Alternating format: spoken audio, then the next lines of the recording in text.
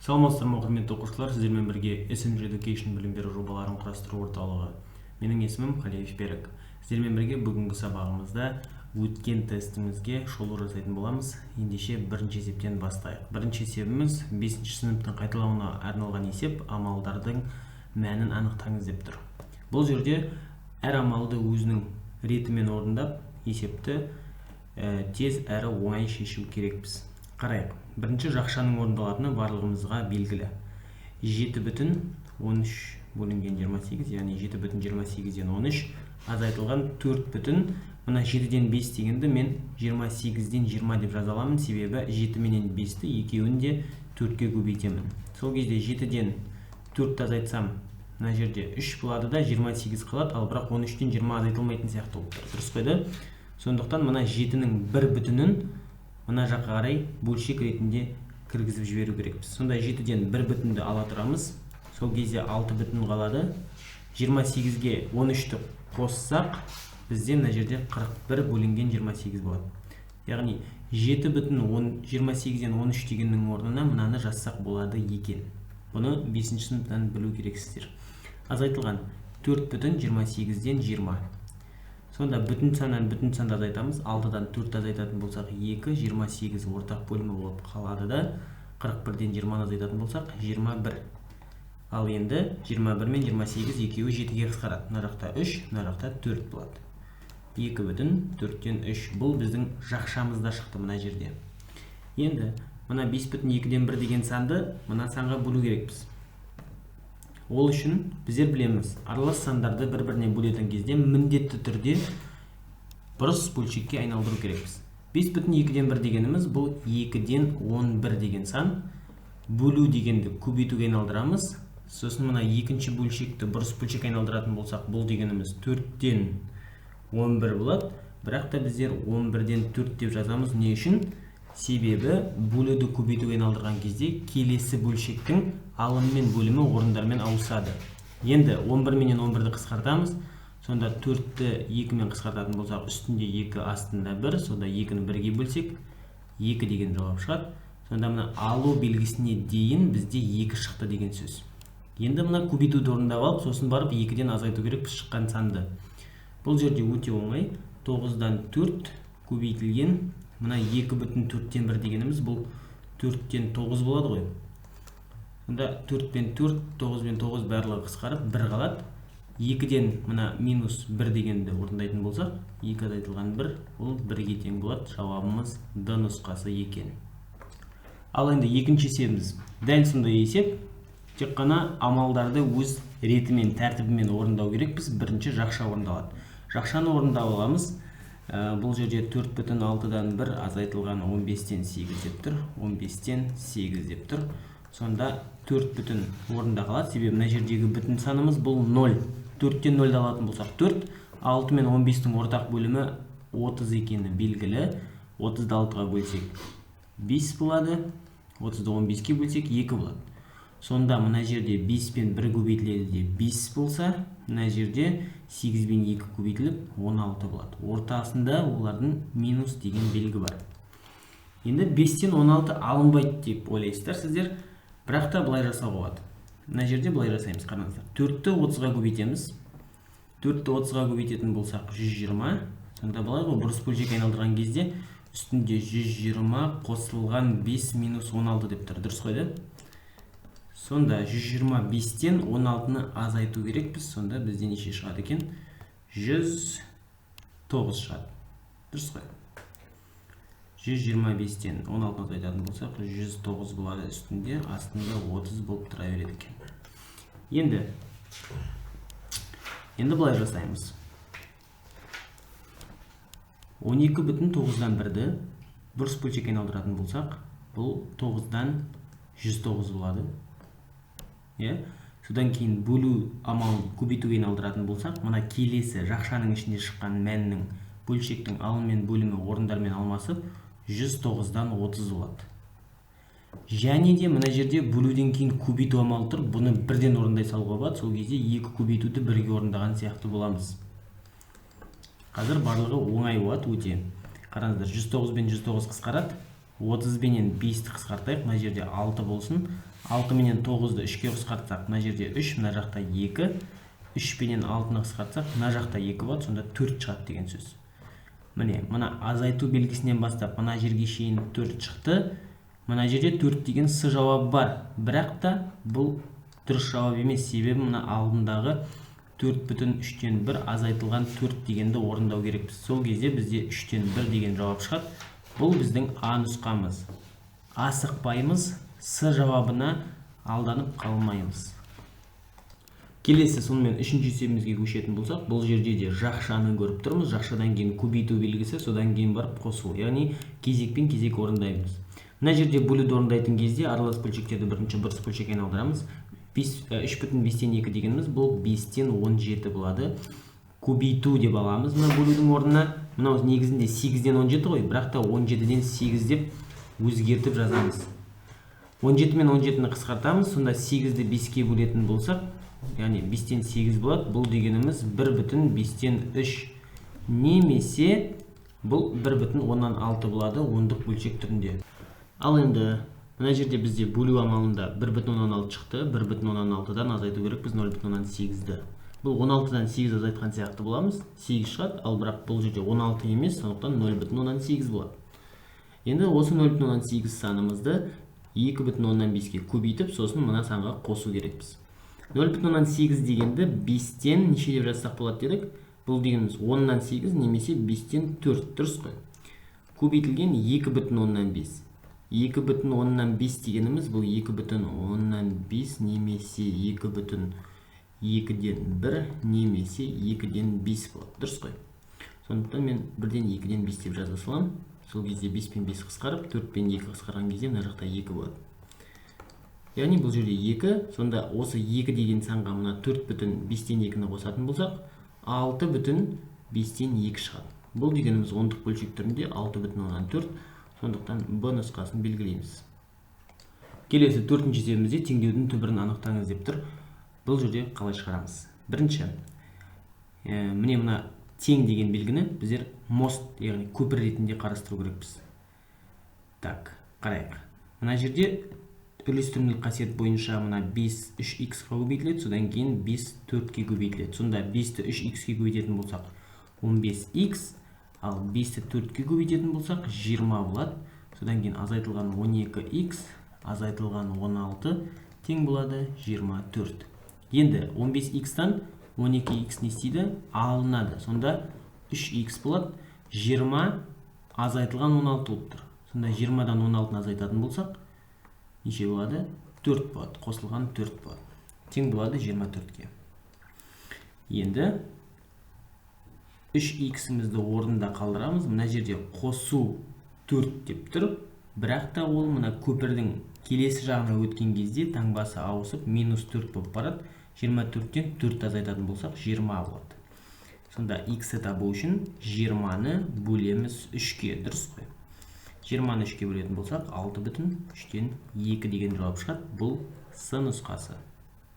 Сонымен келесі 5-ші есебімізде теңдеудің түбірін анықтаңыз.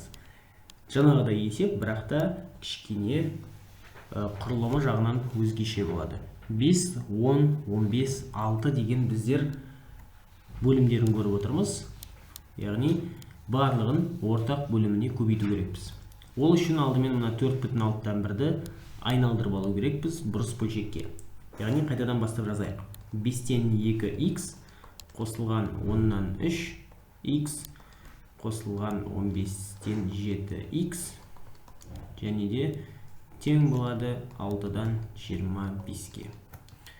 Енді басқа түсті алайық. Осы 5, 10, 15, 6 деген сандардың ортақ бөлімі бұл 30 деген сан болады. Себебі 30 бұл 2 ойесі болып табылады. Яғни 30-ды көбейтеміз бірінші элементіне, 30-ды көбейтеміз мына жерге екінші элементіне, сосын 30-ды көбейтеміз мына жерге де, сосын 30-ды мына жерге де көбейтеміз. Сол кезде қарайық. 30 бенен 5 қысқарады, мына жақта 6, 30 бенен 10 қысқарады, мына жақта 3, 30 бенен 15 қысқарады, мына жақта 2, 30 бенен 6 қысқарады, мына жерде 5 болады екен. Ал енді 6 менен 2-ні көбейтетін болсақ, 6 деп жазбай қойып, 12 деп жазайық бірден. 12x болады, қосылған 9x қосылған 14x тең болады 125-ке. Дұрыс қой. Сонда 12x пенен 9x қосылып, бұл бізге 21x береді. 21x пенен 14x қосатын болсақ, 35x болады да, тең болады 125-ке дейміз. Сонда x-ті табу үшін 125-ті 35-ке бөлу керек. 5 пенен, осы 125 пен 35 сандарын екеуінде 5-ке қысқартатын болсақ, мына жақта 7 қалады, мына жақта 25 болады. 25-ті 7-ге бөлетін болсақ, 25 бөлінбейді, оның ішінде тек қана 21 бөлінеді 7-ге 3 болады. 3 бүтін, сосын 4 қалдық қалады 7-ге бөлген кезде. Яғни 3 бүтін 7-тен 4 деп жазады екенбіз.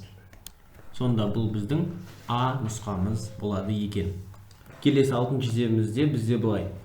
Мына 1 бүтін 156 деген санымызды оң жаққа қосылған қылдырып жібереміз. Себебі оның алдында таңбасы минус таңба болып тұрды. Мына көпірден өтетін кезінде ол плюс таңбаға ауысады. Сонда 3,6-ға 1,156-ны қосатын болсақ, бізде 5,116 шығады. Бірден жазып қойып, 1,2 көбейтілген 3x қосылған 2,8 тең болады 5,116 деп жазып қоямыз. Енді қарайық, мына жердегі 1,2-ні үлестірімдік қасиетпен мына 3x-ке және де 2,8-ге көбейтуге болады, жеке-жеке. Немесе мына жерде көбейтіліп тұрған нәрсені мына жаққа бөлу ретінде жібереміз. Сонда сол жағында бізде 3x қосылған 2,8 қалады, тең болады дейміз 5,116 бөлінген 1,2-ге. Үтірден кейінгі цифрлардың сандарын санаймыз. Мына жерде 1 цифр, 2 цифр, ал мына жақта тек қана 1 цифр. Сондықтан мына жаққа 0-ді қойсақ болады. Сонда алымында да 2 цифр үтірден кейін, бөлімінде де 2 цифр үтірден кейін. Содан кейін 516 деп үтірлерін алып тастап, мына жаққа 120 деп жаза береміз. Енді екеуін қысқартып бастаймыз. Екеуі де қысқаратын секілді нешеге? Екеуі де қысқаратын секілді 4-ке. Мына жерде 120-ны 4-ке бөлсек 30 болады. Мына 516-ны 4-ке бөлетін болсақ, мына жерде 5-тің ішінде бір ақ рет бар. Сосын 1 қалдық қалады. 11 болады мына 1 мен. 11-дің ішінде 2 рет 4 бар. 3 қалдық қалады. Мына 6 мен 36 болады. 4-ке бөлсек 9.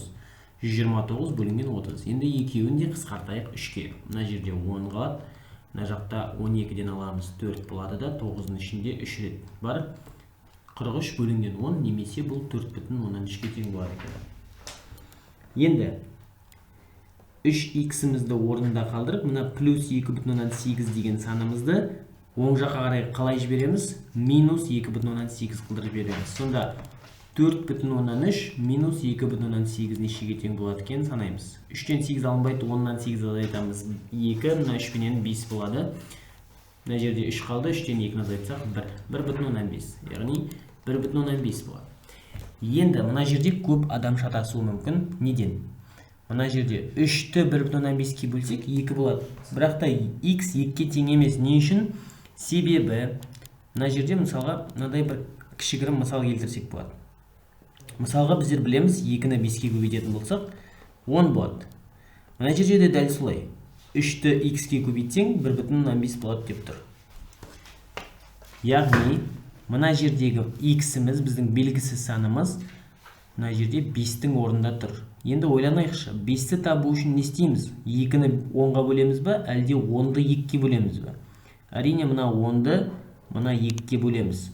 Сол секілді мына жерде де 1,15-ті бөлеміз 3-ке. Түсінікті ғой? X тең болады дейміз де 1,15 бөлінген 3 дейміз. Үтірді жылжыту үшін 3-тен кейін 0-ды тіркеу керекпіз. Сонда 15 бөлінген 30 болады. Екеуін 15-ке қысқартатын болсақ 2-ден 1 болады. Немесе бұл 0,15-ке тең деген сөз. Бұл Б нұсқасы. Келесі есебіміз 7-ші есеп. Дастан, Ербол және Санжар барлығы 68 есеп шығарды. Бірден бір сөйлемнен кейін қандай информация болды, соған байланысты есептеріміздің керек нәрселерін жазып аламыз. Дастан деген сөздің барлығын жазбай, д десек жарайды. сосын е дейміз, сосын с дейміз. Барлығы 68 есеп шығарды. Яғни мынаның шығарған есептері, екіншісінің, үшіншісінің барлығын есептерін қосатын болсақ, міне мына жерде не деп тұр? Барлығы 68 есеп деп тұр. Дастан Санжардан 3 есе көп, ал Ербол Дастаннан 12 есепке артық шығарады. Мына жерде Дастан Санжардан қарағанда деп, яғни онымен салыстырып тұрғандықтан Санжарды біздер x есеп шығарды деп аламыз, ал Дастан сонда Санжардан 3 есе көп, 3x шығарған болып тұр. Ал енді Ербол Дастаннан мына 3x-тан қарағанда 12 есепке артық, яғни 3x плюс 12 болады. Жасағаны белгілі. Ербол шығарған есептің саны қанша? Енді біздер білеміз ғой, Дастанның шығарған есептерінің саны 3x қосылған Ерболдың шығарған есептерінің саны 3x плюс 12, және де Санжардың шығарған есептерінің саны бұл x болатын болса, осының барлығын қосу арқылы 68-ге теңестіреміз. 3x пенен 3x 6x, мына x пен 7x болады. Ал мына плюс 12-ні оң жағына қарай минус 12 қылдырып шығарамыз. Сонда бізде 56 қалады екен. Сонда x-іміз біздің 8-ге тең. Бірақ та 8 деген бұл жауап емес. Не үшін? Себебі x дегеніміз бұл тек қана Санжардың шығарған есептерінің саны. Ең соңында сұраққа қараймыз. Ербол шығарған есептердің саны қанша деп тұр? Ербол шығарған есептердің саны, яғни 3x плюс 12. Бізден x сұралып тұрған жоқ. Бізден 3x плюс 12 нешеге тең деп сұралып тұр. Сондықтан 3-ті көбейтеміз x-ге, яғни 8-ге. Бұл жерде 24 шығады, қосылған 12, сонда 36 болады екен. С нұсқасы. Келесі есебімізді тез шығарудың жолын көрсетейін сіздерге. Ферраридің жылдамдығы велосипедтің жылдамдығынан 12 есе артық. Яғни бұл жерде екі жылдамдықты бір-бірімен салыстырып тұр. Ферраридің жылдамдығы бар, және де мына жерде велосипедтің жылдамдығы бар. Велосипедтің жылдамдығынан деп, яғни велосипедтікмен салыстырып тұрғандықтан велосипедтікін x деп аламыз, сонда Ферраридікі 12 есе көп, 12x болады. Олар бір уақытта қарама-қарсы бағытта шықты дейді. Мына жерде екеуі де тұрды деп ойласақ, бір уақытта қарама-қарсы бағытта, яғни велосипед былай қарай кетті, Феррари былай қарай кетті деген сөз. Енді бір сағаттан кейін бұл жерде уақыт беріліп тұр. Мыналар жылдамдықтары, мынау мысалға v1 деп алатын болсақ, мынау v2, яғни екінші жылдамдық, бірінші жылдамдық деген сөздер ғой. Уақыт беріледі 1 сағат деп. Олардың арасындағы арақашықтық 416 километрді көрсетті дейді. 1 сағаттан кейін велосипед мына жерде x километр жүреді, ал Феррари 12x километр жүреді. Сонда мынау 12x, мынау x километр былай қарай жүрген кезде, жалпы алған кезде барлығы 13x жол жүрді деген сөз. Осы 13x жолды 416 екені мына жерде белгілі болып тұр. Мына жерде көрсетілген. X-ті табатын болсақ, 416-ны 13-ке бөлу керекпіз. Бізде неше болады? 32 километр болады. Бұл біздің велосипедшіміздің жылдамдығы. Енді не сұралып тұр екен? Велосипедші өткен қашықтықты анықтаңыздар дейді. Яғни 32 сұралып тұр. Ал егер де мына Ферраридің өткен жылдам арақашықтығын сұрайтын болса, біздер 12-ні көбейту керек боламыз мына 32-ге. Түсінікті ғой. Сонымен жауап Б нұсқасы болады, 32 километр.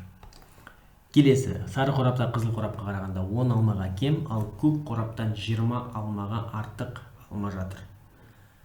Егер барлығы 3 қорапта 86 алма жатса, және көк қорапта 12 алма болса, сары қорапта неше алма бар? Яғни сары бар, қызыл бар, және де көк бар. Барлығы 86 алма, және көк қорапта 12 дейді. Мына жақта 12 алма бар. Сары қорапта қызыл қорапқа қарағанда, яғни қызыл қорапқа қарағанда деп тұрғандықтан бірден қызыл қорапты x деп аламыз. Мына жақта 10 алмаға кем дейді, яғни x минус 10 деп тұр. Ал көк қораптан 10 алмаға, 20 алмаға артық алма жатыр дейді. Яғни мынау 20 алмаға артық болу керек көк қораптан қарағанда. Сонда С-да 32 деген сөз ғой. Осындай жолмен тапсақ болады, немесе осының барлығын қосып, мына 86-ға теңестірсек болады. Түсінікті ғой. Сондықтан жауабымыз С нұсқасы 32 алма болады. Келесі 10-шы есебіміз біздің қатынас тақырыбына байланысты есеп екен. Арман менен Айбектің жастарының қатынасы 3-тің 5-ке қатынасындай. Яғни Арманға 3x, Айбекке 5x. Айбектің жасының үлкен екені көрініп тұр. Айбек Арманнан 8 жасқа үлкен болса дейді. яғни 5x онсыз да 3x-тан көп екені көрініп тұр. Қаншаға көп? Әрине 2x-ке көп. Осы аралығын 8 жас деп тұр. Сондықтан x-іміз 4-ке тең деген сөз. Олардың жастарының қосындысын сұрап тұр. Яғни Арман x-тің орнына 4-ті қоятын болсақ, Арман 12-де, Айбек 20-да деген сөз. Екеуінің жастарының қосындысы 32 жас болады. Жауап А нұсқасы. Келесі есебіміз 3-тік қатынасқа арналатын есеп. А мен Б сандарының қатынасы 2-нің 3-ке қатынасындай. А және Б сандарының қатынасы 2-нің 3-ке қатынасындай. Б мен С-ның қатынасы 4-тің 5-ке қатынасындай. 4-тің 5-ке қатынасындай. Егер А саны С санынан 7-ге артық болса, осы 3 санның қосындысы нешеге тең болады деп тұр. Бұл үшін біздер қай методты қолданамыз? Инь-янь методын қолданамыз. 2 менен 4-ті көбейтеміз. Бұл жерде неше шығады? 8, қасына x жазамыз. 3-ті 4-ке көбейтеміз, 12, x жазамыз. 3-ті 5-ке көбейтеміз де 15, x деп жазамыз. Сонда 8x, 12x, 15x деген бұл біздің сандарымыздың жалпы қатынасы болып шығады, 3-тік қатынасы. Енді осы 3 санның қосындысы нешеге тең болады? Егер А саны С санынан 7-ге артық болса дейді. А саны С санынан. Мына 8x бұл 15x-тан көрініп тұр аз екені. Қаншаға аз? 7x-ке аз. Сондықтан осы 7-ге тең болса дейді. X-іміз сонда 1-ге тең. Сонда А дегеніміз 8 деген сан, мынау 12 деген сан, мынау 15 деген сан. 8, 12, 15. Осы сандардың қосындысын табатын болсақ, бізде 35 деген сан шығады. Бұл С нұсқасы. Келесі 12-ші есеп. 240 санын 3-тің 5-ке қатынасындай 2 санға бөлді. Шыққан сандардың айырмасын табыңыз. 240 деген санды бөлеміз 2 санға. 3x және де 5x деп 2 санға бөлеміз. Яғни, мына сан менен мына санның қосындысы 240 болу керек қой. Сондықтан 8x-ті біздер 240-қа теңестіреміз де x-тің 30-ға тең екенін табамыз. Сонда бірінші сан дегеніміз 90, екінші сан дегеніміз 150-ге тең екен. 90 менен 150-дің екеуінің айырмашылығы 60-ға тең, сондықтан Б нұсқасын белгілейміз. Келесі есеп. Сыныпта ұлдар мен қыздардың сандарының қатынасы 3-тің 4-ке қатынасындай. Ұлдар, қыздар 3x, 4x. Ұлдардың барлығы футбол немесе баскетбол секцияларына қатысады. Футболшылардың баскетболшыларға қатынасы 2-нің 3-ке. Яғни ұлдар 2-ке бөлінеді енді. 2x-ті қолданбаймыз. Y-ті қолданамыз, себебі біздер бірінші қатынасы үшін x-ті қолданып тастадық. Сонда 3y болады. Егер баскетболға 9 ұл қатысса, сыныптағы қыздардың саны қанша деп тұр. Мынау баскетболшылардың саны ғой. Осы 9-ға тең дейді. Яғни 3y 9-ға тең болатын болса, y дегеніміз 3-ке тең. Сонда мына жерде 2y дегеніміз бұл 6 болып кетеді. Міне 6 футболшы, 9 баскетболшы. Яғни барлығы 15 ұлды құрайды. Яғни мына 3x-іміз 15-ке тең. Сонда x тең 5-ке деген сөз. Қыздардың санын табу үшін жай ғана 4-ті көбейтеміз 5-ке. 4 көбейтілген 5 ол 20-ға тең. Сондықтан жауап С нұсқасы болады екен. Келесі 14-ші есебіміз. Тракторшы 6,4 гектар жер жыртты. Оған әлі егістіктің 11-ден 7-сін жырту қажет. Егістіктің ауданын тап дейді. Әлі оған 11-ден 7-сін жырту керек болса, ол оған дейін 11-ден 4-ін жыртып қойған деген сөз ғой. Себебі барлық 1-ден 11-ден 7-ін азайтатын болсақ, бізде 11-ден 4 қалады. Яғни 11-ден 4-ін жыртып қойды, 11-ден 7-сі қалды. Осы барлық жерді x деп алатын болсақ, соның 11-ден 4 бөлігі жыртылған жер, яғни бұл 6,4-ке тең деген сөз. X-ті табу үшін 6,4 дегенді 64 бөлінген 10 деп жазайық. Соны бөлу керек боламыз 11-ден 4-ке. Мына жаққа бөлу болып барады. Дұрыс қой. Мына жаққа бөлу болып келеді, немесе 1-ден көбейтілген 4-тен 11 деп жазайық. Сол кезде 64 пенен 4 қысқарып, мына жерде 16 болады. 16-ны 11-ге көбейтетін болсақ, 176 бөлінген астында 10 тұрады. Бұл дегеніміз 17,6-ға тең деген сөз. Жауабымыз С нұсқасы.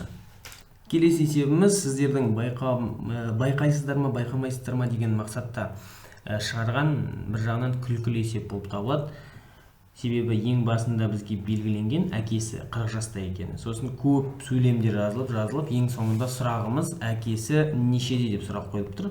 Әрине бұл А жауап болады. Кейбір оқушылар бұл есепті оқымастан мен білмеймін деп басқа жауаптарды белгілеп кетіп жатады. Сондықтан сіздердің тек қана орысша айтқанда внимательностьтарыңызға. Келесі 16-шы есебіміз. Асқабақтың салмағы 24 кг. Қарбыздың салмағы асқабақ салмағының 8-ден 3 бөлігін құрайды. Яғни осының 8-ден 3 бөлігін құрайды екен. 24 пен 8-ді қысқартамыз 3 болады. 3-ті 3-ке көбейтетін болсақ 9 кг. Бұл қарбыздың салмағы 9 кг. Қауынның салмағы 6 кг болатын болса, қарбыз бен қауынның салмақтарының қосындысы қанша дейді.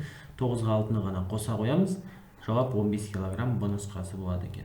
Келесі 17-ші есепте. Екі ауылдың арасы 24 км. Бірінші аптада асфальттың 8-ден 5 бөлігі салынды. Тағы қанша километр асфальт салынуы керек?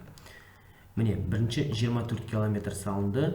Соның 8-ден 5 бөлігі 24 км ара қашықтықтың 8-ден 5 бөлігі салынып бітті. Әлі 8-ден 3-і керек. Соны табу керек. Біз 24 пен 8-ді қысқартамыз. Тағы да мына жерде 3, 3-ті 3-ке көбейтетін болсақ 9 болады. Бұл Д нұсқасы өте оңай есеп.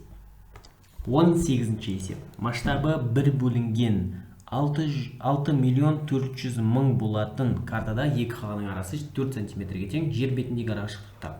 Масштабтан біздер 1-ден 5 нөлді алып тастаймыз. Сонда бұл 1 см-дің ішінде 64 км бар деген сөз. Ал енді 4 см-дің ішінде осындай 64-тің төртеуі бар ғой.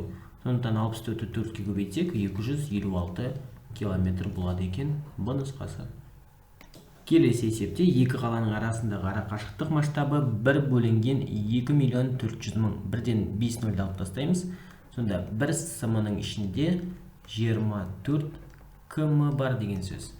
7,5 см құрайды дейді. 7,5 см бұл картада. Жер бетіндегі арақашықтықты анықтаңыздар дейді. Осы 24-ті 7,5-ге көбейтеміз. Жай ғана сол кезде 180 км шығады. Б нұсқасы. 20-шы сұрақ. Екі қала арасындағы арақашықтық масштабы 1 бөлінген 1 миллион 600 мың. Картада 30 см-ді құрайды. Осы арақашықтық масштабы 1 бөлінген 2 миллион картада қанша сантиметр болады деп тұр. 1-ден 5 нөлді алып тастаймыз мына жерде.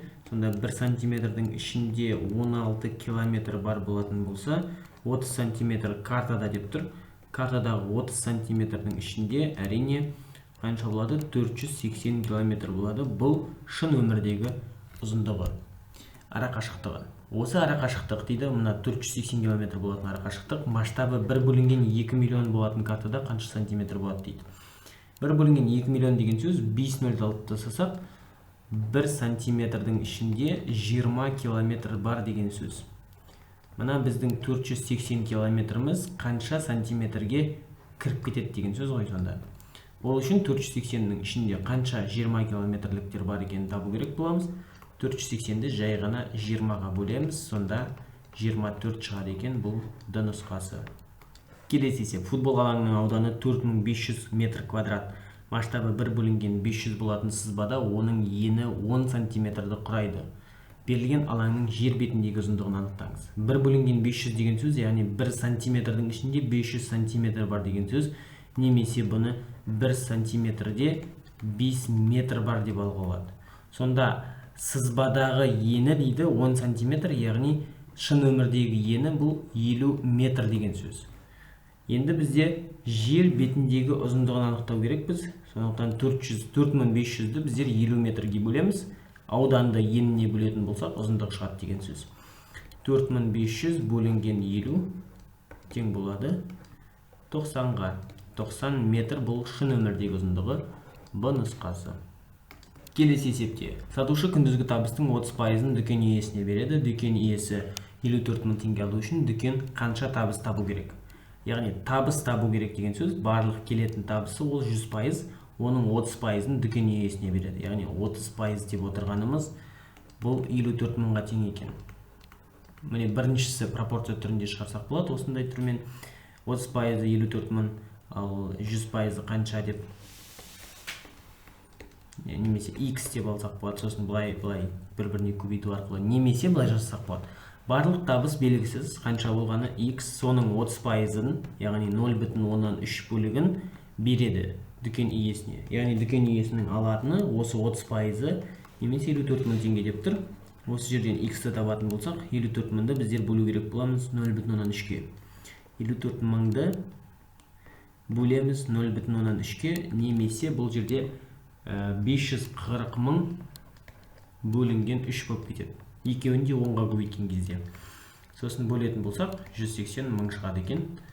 Бұл жерде С нұсқасы дұрыс жауап. Келесі, сіздердің көп қателескен есептеріңіз. Дәптер алғашқыда 136 теңге тұрса, кейін оның бағасы 170 теңге болды. Дәптер неше пайызға қымбаттады дейді.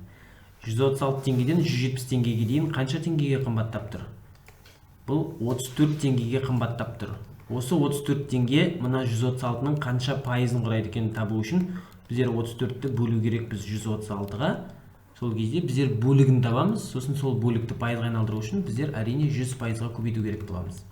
34 пенен 136 қысқарады, мына жақта 4 болады, мына жақта 1. Сонда 4 пен 100 қысқарған кезде 25% болады.